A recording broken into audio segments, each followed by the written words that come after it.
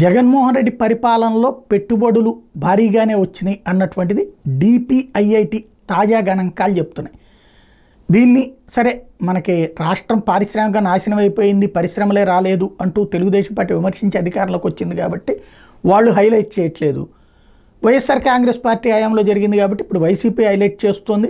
దాంతోపాటుగా ఇప్పుడు సాక్షిలో రాసుకొచ్చారు.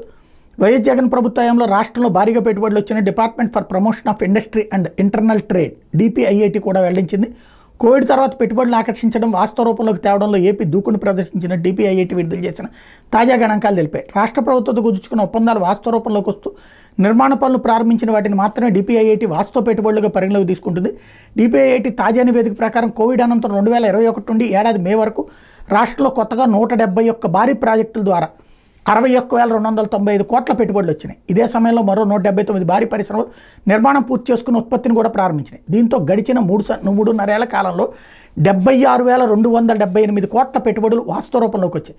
ఇందులో అత్యధికంగా 2022 సంవత్సరంలో 45,900 కోట్ల పెట్టుబడులు వాస్తవంలోకి తేవడం ద్వారా దేశంలోనే రాష్ట్రం మొదటి స్థానంలో నిలిచింది. కోవిడ్ సమయంలో ఏ ఒక్క పరిశ్రమ మూతపడకూడదన్న ఉద్దేశంతో అప్పుడు ముఖ్యమంత్రి జగన్మోహన్ రెడ్డి రీస్టార్ట్ ప్యాకేజీతో పరిశ్రమలు చేపెట్టి నడిపించారు అంటూ ఇక్కడ సాక్షి రాసుకొచ్చింది. ఇది ఓవరాల్గా చూస్తే పెట్టుబడి ఒప్పందాలు ఆ టైంలో భారీగా జరిగినాయి అన్నటువంటి విషయాన్ని హైలైట్ చేసింది.